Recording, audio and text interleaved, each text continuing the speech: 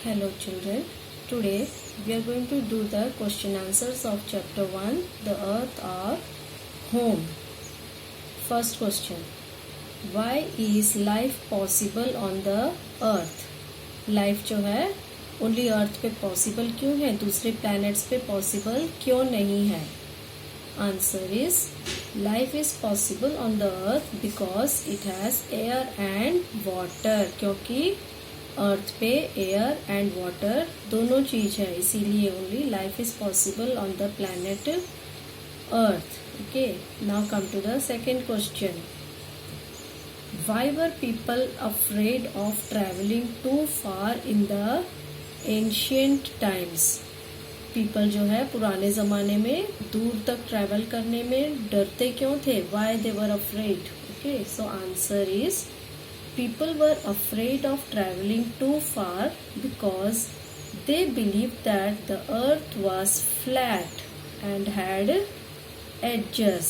तो वो डरते थे क्योंकि उन्हें लगता था कि अर्थ इज फ्लैट, वो फ्लैट है और उसके एडजस है, किनारियां हैं, और वो अगर वहां पहुंच गए किनारी पे तो वो गिर जाएंगे स्पेस में, खाई में, गड्ढे में, और मर जाएंगे. Okay, so they were afraid of travelling to far. वो इसीलिए बहुत दूर तक ट्रैवल नहीं करते थे.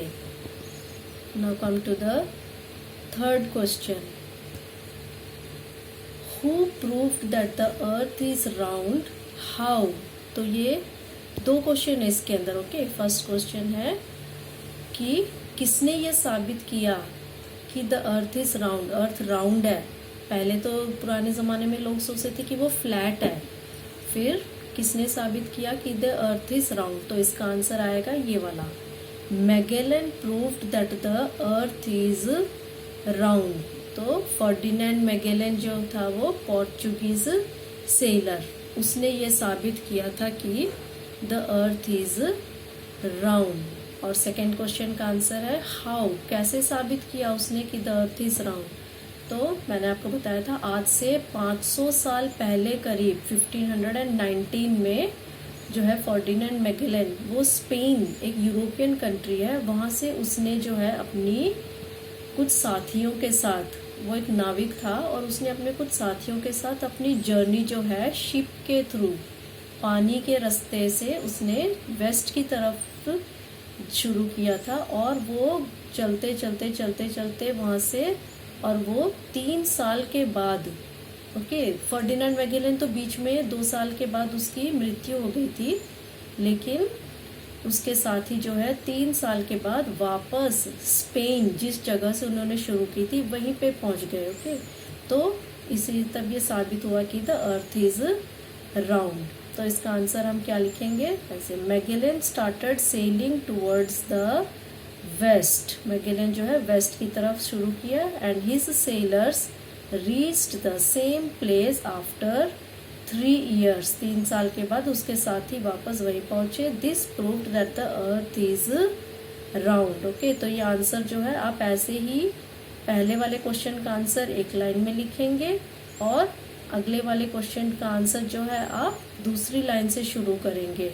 Okay, now come to the next question 4. What is the land horizon? Land horizon, horizon मैंने बताया था आपको, it is a place where the land and sky, जहाँ पे हमें लगता है कि ज़मीन और आसमान मिल रहे हैं लेकिन वो कभी नहीं मिलते. Okay, so answer, the place where the land and the sky seem to meet is called the horizon. जहाँ पे कि लैंड एंड स्काई ऐसे लगता है कि मिल रहे हैं, that place is called the horizon. Now come to the next question number 5. What is the coast?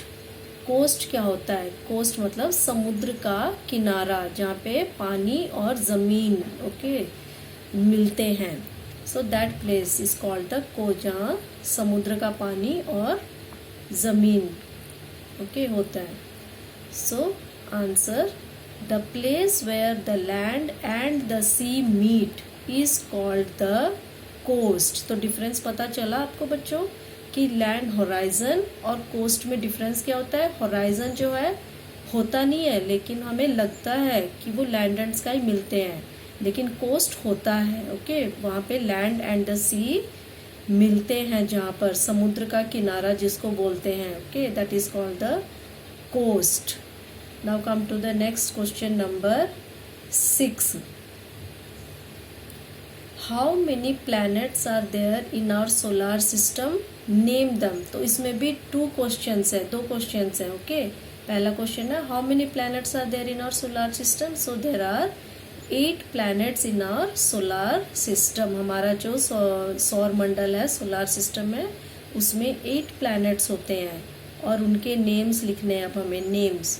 So they are, और हमें ऑर्डर में ही लिखने हैं ये नेम्स, जैसे कि सन से जो दूरी पर है, सन के डिस्टेंस के according. Okay, first Mercury, Venus, Earth, then next